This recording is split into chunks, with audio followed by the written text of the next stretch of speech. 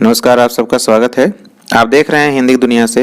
आज की वीडियो में भारतेंदु युग के प्रसिद्ध पत्र कवि वचन सुधा के बारे में चर्चा होगी। आज की वीडियो का यही टॉपिक है। विभिन्न परीक्षाओं में अक्सर यह प्रश्न रहता है कि कवि वचन सुधा पत्र कहाँ से प्रकाशित होता था, इसके संपादक कौन थे, इस पत्र की शुरुआत कब हुई थी, यह किस युग में प्रकाशित हुआ था। तो इस पत्र से जुड़ी हुई कुछ खास बातें जो आगामी परीक्षाओं के लिए उपयोगी हैं, आइए उन पर एक नज़र डालते हैं। भारतेंदु हरिश्चंद्र ने 15 अगस्त 1867 ईस्वी को वाराणसी से कवि वचन सुधा पत्र का संपादन और प्रकाशन शुरू किया था। कवि वचन सुधा पत्र का संपादन कौन करते थे? भारतेंदु हरिश्चंद्र करते थे। और प्रकाशन कौन करते थे? भारतेंदु हरिश्चंद्र ही करते थे। और इस पत्र का प्रकाशन कब प्रारंभ हुआ? तो 15 अगस्त 1867 ईस्वी को प्रारंभ हुआ। अगर विक्रम संवत की बात किया जाए तो विक्रम संवत 1924 में इस पत्र का प्रकाशन शुरू हुआ। संवत और ईस्वी में 57 साल का अंतर होता है। ईस्वी सन के शुरू होने के 57 साल पहले संवत की शुरुआत हुई थी। ईस्वी में 57 साल जोड़ दीजिए, संवत पता चल जाएगा, और संवत में 57 साल घटा दीजिए, ईस्वी सन का पता चल जाएगा। कवि वचन सुधा पत्र का प्रकाशन कब प्रारंभ हुआ? तो 15 अगस्त 1867 ईस्वी में प्रारंभ हुआ। और यह कहाँ से प्रकाशित होता था? तो यह वाराणसी से प्रकाशित होता था। कवि वचन सुधा पत्र आधुनिक काल के भारतेंदु युग की पत्रिका है। हिंदी साहित्य के इतिहास को 4 भागों में बांटा गया है: आदिकाल, भक्तिकाल, रीतिकाल और आधुनिक काल। और भारतेंदु युग या भारतेंदु काल जो है वह आधुनिक काल का सबसे प्रारंभिक काल है, सबसे शुरुआती काल है। भारतेंदु हरिश्चंद्र 9 सितंबर 1850 को वाराणसी में पैदा हुए थे और 6 जनवरी 1885 को इनकी वाराणसी में ही मृत्यु भी हुई थी। भारतेंदु युग की जो समय सीमा है वो 1868 से लेकर के 1900 ईस्वी तक मानी जाती है। 1868 से शुरू होकर के यह युग 1900 ईस्वी तक चला। भारतेंदु हरिश्चंद्र ने कवि वचन सुधा जैसा साहित्यिक पत्र निकाल करके हिंदी प्रदेश में राष्ट्रीयता और नवजागरण की चेतना का शंखनाद किया। यह पत्र कविता केंद्रित पत्र था।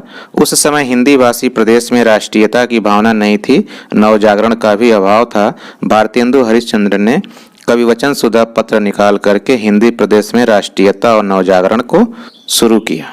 शुरू में भारतेंदु हरिश्चंद्र कवि वचन सुधा में पुराने कवियों की रचनाएं छापते थे, जैसे चंद्रवरदाई का पृथ्वीराज रासो। पृथ्वीराज रासो किसने लिखा है? चंद्रवरदाई ने लिखा है। कबीर की साखी, जायसी का पद्मावत, बिहारी के दोहे, देव का अष्टयाम, गिरधर दास का नहुस नाटक, गुलिस्तां का अनुवाद और दीनदयाल गिरी का अनुराग बाग। लेकिन शीघ्र ही पत्रिका में नए कवियों को भी स्थान मिलने लगा। यहाँ पे कुछ रचनाओं और उनके रचनाकारों के नाम मिल रहे हैं, इनको आप लोग याद कर लीजिए। पृथ्वीराज रासो किसने लिखा है? चंद्रवरदाई ने लिखा है। साखी किसने लिखा है? कबीर ने लिखा है। पद्मावत किसने लिखा है? जायसी ने लिखा है, मलिक मोहम्मद जायसी ने लिखा है। बिहारी के दोहे बड़े प्रसिद्ध हैं। अष्टयाम के रचयिता कौन है?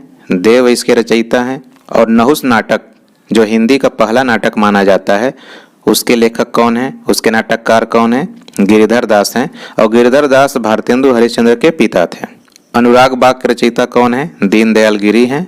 तो शुरू में भारतेंदु हरिश्चंद्र पुराने कवियों की रचनाएं छापते थे, लेकिन बाद में नए कवियों को भी इसमें स्थान मिलने लगा।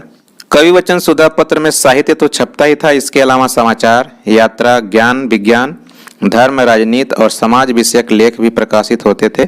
इससे पत्रिका की जनप्रियता बढ़ती गई और इतनी बढ़ी कि उसे मासिक से पाक्षिक और फिर साप्ताहिक कर दिया गया। हर महीने प्रकाशित होने वाली पत्रिका को मासिक पत्रिका कहा जाता है।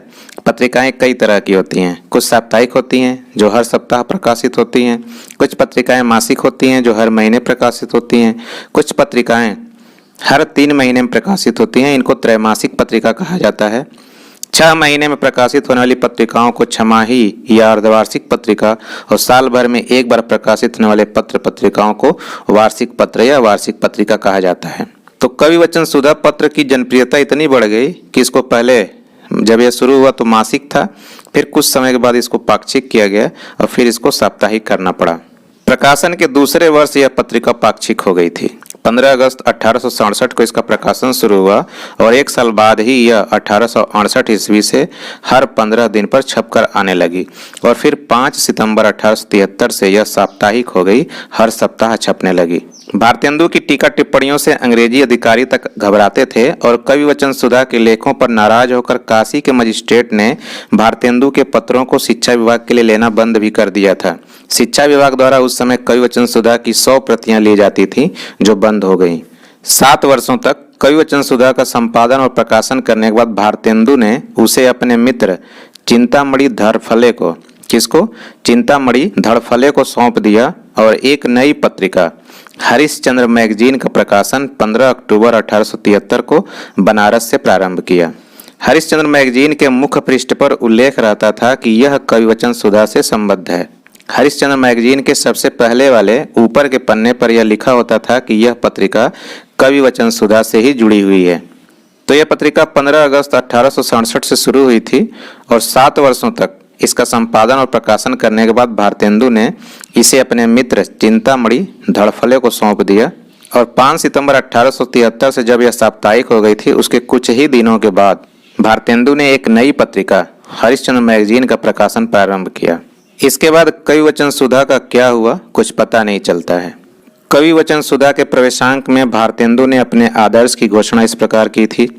खल जनन सो सज्जन दुखी मति होई हरिपद मति रहे अपधर्म छूटे सुत निज भारत गहे कर दुख बहे बुद्ध तजई मत्सर नारी नर सम होई जग आनंद लहे तजिग्राम कविता सुकवि जन की अमृतवाणी सब कहें। इस पद को अच्छे से देख लीजिए, यह कवि वचन सुधा का आदर्श वाक्य है। कवि वचन सुधा को प्रकाशित करने का भारतेंदु का क्या उद्देश्य था, इस आदर्श वाक्य में वह सारी बातें लिखी हुई हैं। खल जनन यानी कि भारतेंदु के समय में अंग्रेजी राज्य के जो गोरे हाकिम हैं, उनके काले मुसाहिब हैं और जो उनके देसी अनुचर हैं, उनके अत्याचारों से सभी सज्जन पीड़ित थे। हरिपद मति रहे और अपधर्म छूटे में धार्मिक सुधार की मंशा है।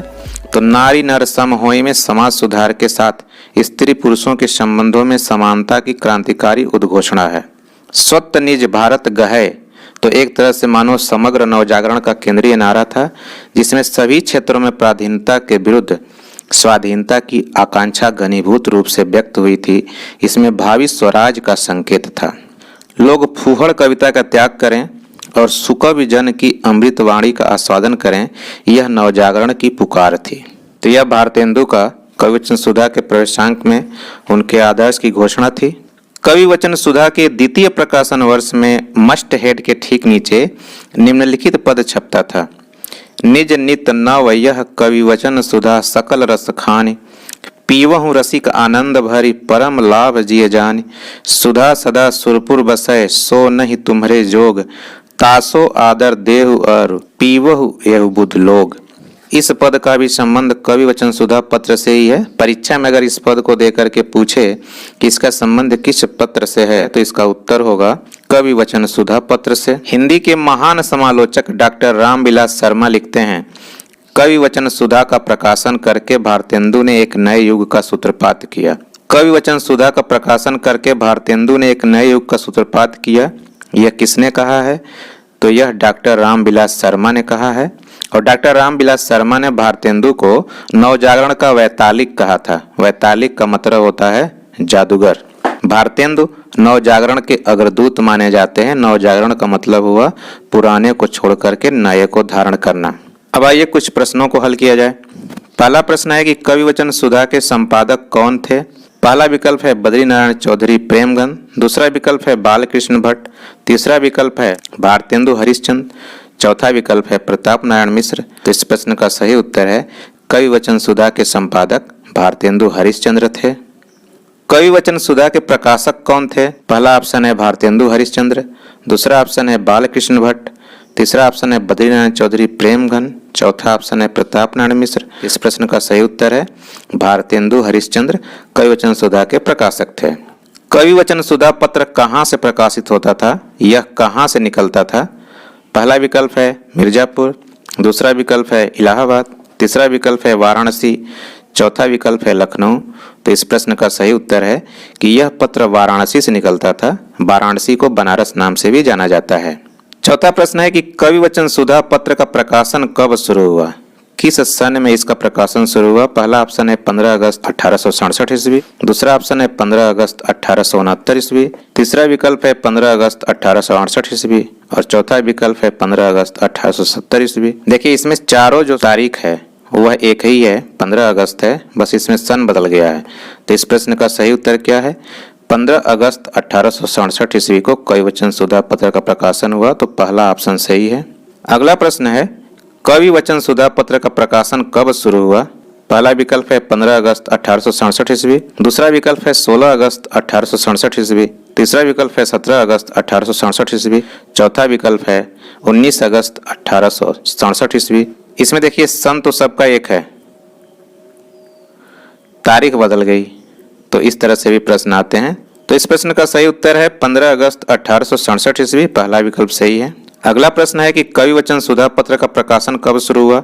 और यहाँ पे जो भी ऑप्शन है सब विक्रम संवत में है, ईस्वी सन में यहाँ पे कोई भी ऑप्शन नहीं है, सारे के सारे विक्रम संवत में है। पहला ऑप्शन है 1925 विक्रम संवत, दूसरा ऑप्शन है 1942 विक्रम संवत, तीसरा है 1867 विक्रम संवत, चौथा है 1924 विक्रम संवत।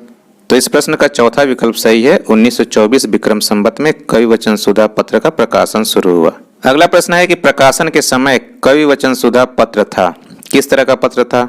वार्षिक था कि साप्ताहिक था कि मासिक था कि पाक्षिक था? तो इस प्रश्न का सही उत्तर है कि प्रकाशन के समय कविवचन सुधा पत्र मासिक था, बाद में वो पाक्षिक हो गया, उसके बाद यह साप्ताहिक हो गया, लेकिन यहाँ प्रकाशन के समय की बात पूछी जा रही है तो उस समय यह मासिक था, तो यहाँ पे तीसरा विकल्प सही है।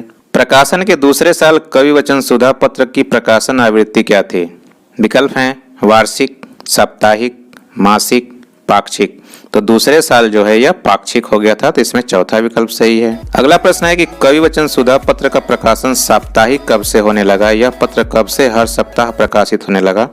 पहला विकल्प है 15 सितंबर 1873 ईस्वी, दूसरा विकल्प है 5 सितंबर 1873 ईस्वी, तीसरा विकल्प है 5 सितंबर 1874 ईस्वी और चौथा विकल्प है 5 अक्टूबर 1873 ईस्वी। तो यहाँ पे दूसरा ऑप्शन सही है, 5 सितंबर 1873 ईस्वी से यह साप्ताहिक प्रकाशित होने लगा। अब यहाँ पे एक कथन है कि कविवचन सुधा का प्रकाशन करके भारतेंदु ने एक नए युग का सूत्रपात किया।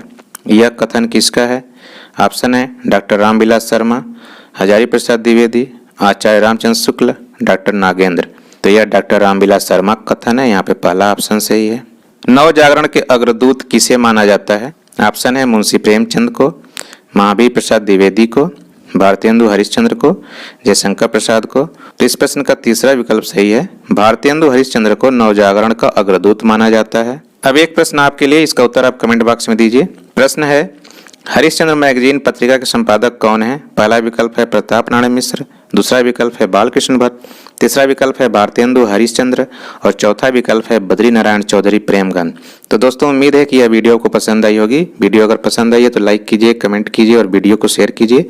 और अगर आप हमारे चैनल पर नए हैं तो प्लीज़ हमारे चैनल को सब्सक्राइब कीजिए। सब्सक्राइब करने के बाद बेल आइकन को प्रेस करना मत भूलिएगा, ताकि न्यू वीडियोज के अपलोड होने की सूचना आपको तुरंत मिले। मिलते हैं अगले वीडियो में, तब तक के लिए नमस्कार, आपका दिन शुभ हो।